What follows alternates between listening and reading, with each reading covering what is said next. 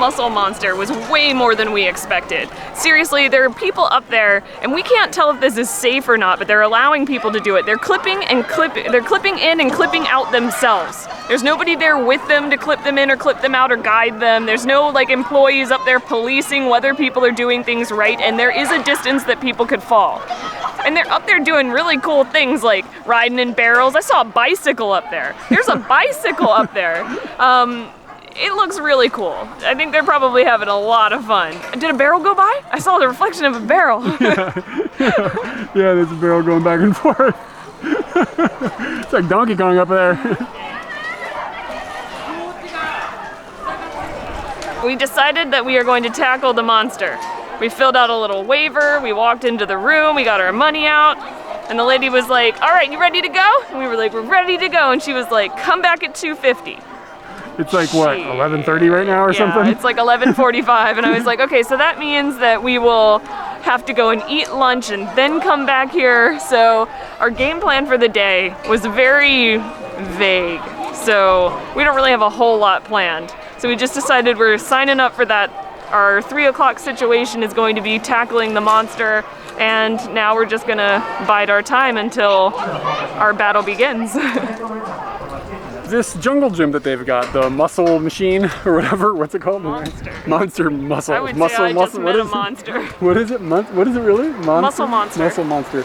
They have a very strict no cameras, no phones, etc. policy, because if you had something and you dropped it, like, you would hit somebody that could be 4 floors below you.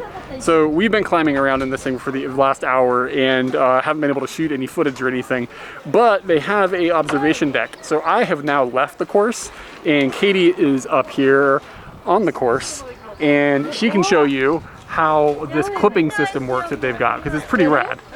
So you are wearing a harness. Yeah, so I have on a harness.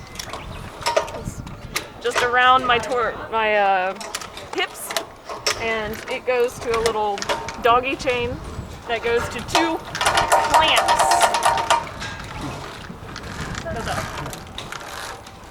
She'll show you. Can sometimes be a little difficult to move around with other people as well when you're all harnessed to kind of the same equipment. I've put myself at like a middle bar. This makes it so people can move around you and you can take a break if you need to, and you don't end up on a line that goes from point A to point B and slow up people. So what you do, you have 1 clamp. You can take one off at one time. I am unable to move this one. It will not open. I don't know how this technology is working, okay? Some sort of black magic that keeps me attached to here. But there's a plastic little piece, much like this plastic little piece, you can snap on. So now this one is stuck, and I can take this one off. Somehow they know. Yeah, it's because that one's closed. They can't both be opened at the same time. I see. So that's it. But you got to do it on the same line as you right now. He saved my life. Yeah, he did. Maybe we should enter what happened there. We can put that in here. Do you want to introduce that clip? It's so embarrassing. Do you want to introduce It's embarrassing. I was really scared.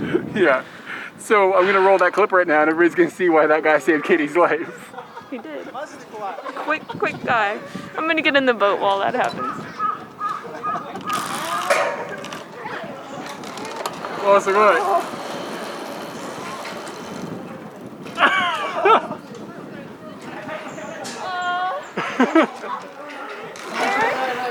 Katie? What do I do? If you let go, you're going to be fine, but somebody needs to pull you back.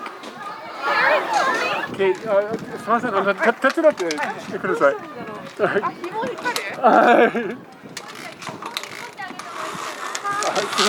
Arigatou gozaimashita.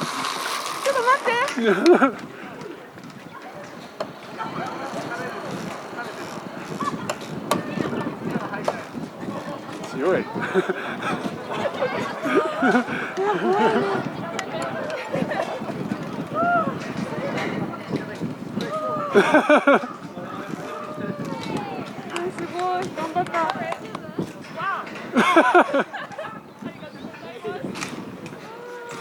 So they've given you the harness, they've given you these 2 clamps that are always going to be on the bar.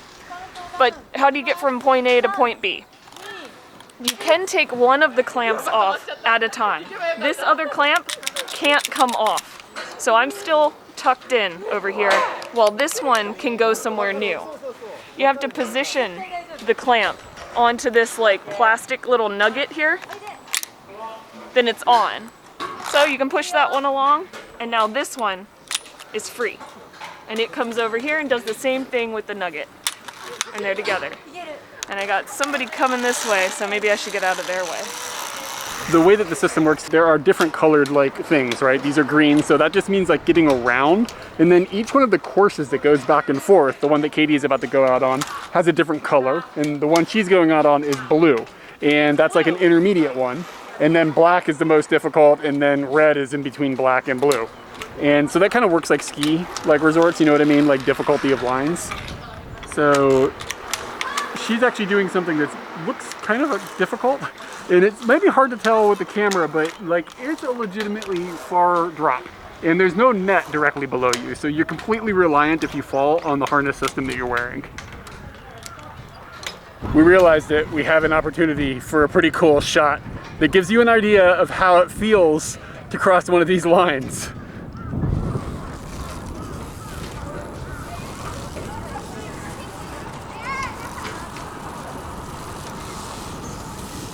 How do you feel about your obstacle course muscle monster? I definitely tried muscles that I didn't know existed, such as the muscles in your fingers. Oh my gosh. From hanging on that bird thing, man, that's good. You were out there for a while. And other things. There was enough time for us to have a conversation that, can you help her? Oh yeah. I feel that was really cool. And I wasn't feeling up to it earlier, like I just didn't have energy, but I'm glad that you were like, oh yeah, we should totally do that, because it's probably the coolest thing today. Yeah. I don't know, you digging in those ball pit. Yeah, that was pretty good. Of activities that we've done in 2021, this is up there. Yeah. Like I would come back. That was 1,000 yen. Yeah, it seemed, at first I looked at that and was like, that's expensive, but it really wasn't that bad considering like they don't care how long you're in there. Yeah, well, I wonder if on a day when it's busy, if they care or if they don't care. You were in there for like 2 hours or an hour and a half or something like that. Yeah, but, at least an hour and a half. The whole structure is huge. It's hard to look exactly. Is it 4 floors?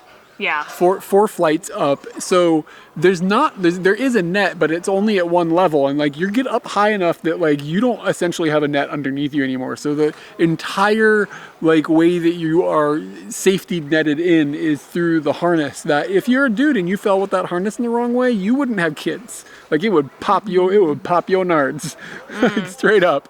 But it's fun because there's a lot of different challenges. Some of them are really easy, and they give you the opportunity to be like, okay, don't put any weight on the harness at all and just try to walk across this beam or something. But some of them are very difficult. Like you need a lot of upper body strength. There were definite ones that we both looked at and were like, yeah, nope. Some of them were like, that is not a thing I'm gonna do today. Yeah, like climbing wall stuff with really, really small handholds and stuff. And I mean, of course, if you fall, you know, you'll probably be okay unless you fall on your nards wrong.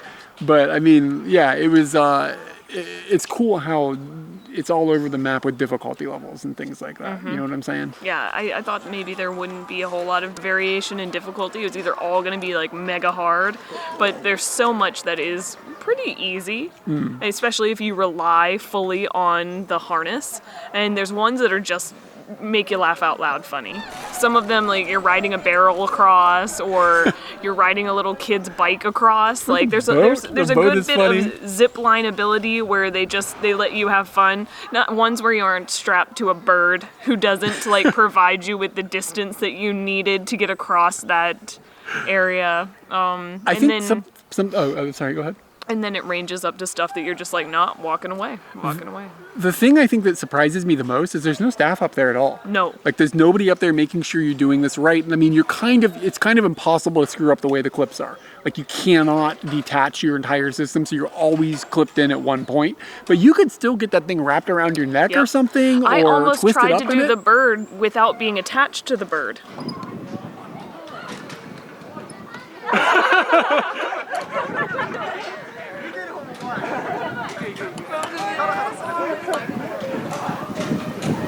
I'm not even attached to it. I'm not even part of it. when I did actually attach and decide that I was going for the bird, I realized I was really tangled up in the bird's cords. Yeah. So you really have to think through exactly what you're doing. For some of them, not all of them are like that. The bird is a challenge, everyone. I think we've learned this. It's surprising to me that they're just like letting this happen. Just go figure it out, and that's that.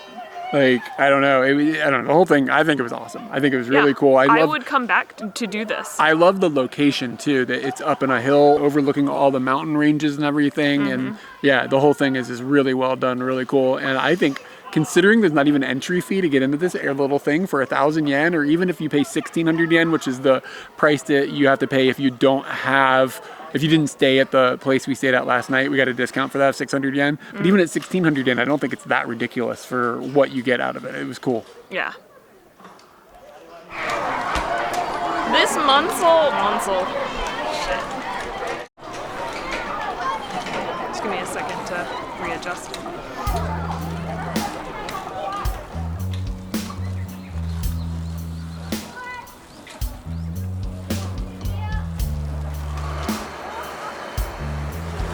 Good one. This is a highlight from a really fun video we made during a camping trip and visit to a theme park outside of Tokyo, Japan. I've linked both videos down below and on screen for you to check out. Liking, commenting, and subscribing helps us out too. Thanks.